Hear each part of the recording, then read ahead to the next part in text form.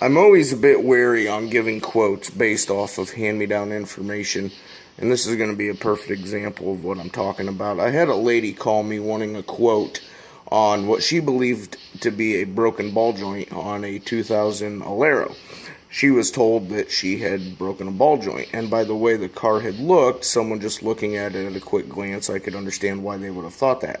However, inevitably when the car arrived, she had a lot more going on than a broken ball joint. In fact, the ball joint was the only thing on that part of the car that was actually still holding on and not broken or bent. The two main things she had going on were the CV shaft had busted, and secondly, and more importantly, the steering knuckle had completely busted apart, which causes her to not only need to replace that part, but also the hub assembly as well.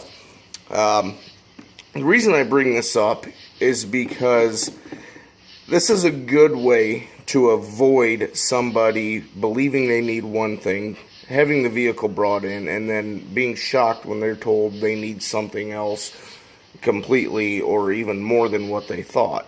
Luckily, I had explained to her prior to the vehicle coming in that these things can often happen, or that when you would break a ball joint, sometimes other things can break in the meantime, and she was receptive to the fact that she had more to deal with than what she initially thought she was going to. Just a little food for thought. Great way to avoid any kind of confusion or unwarranted skepticism. Normally when this happens, it happens for the benefit of the customer. A lot of times I'll get people bring quotes from shops that are just ridiculous for parts that are unwarranted.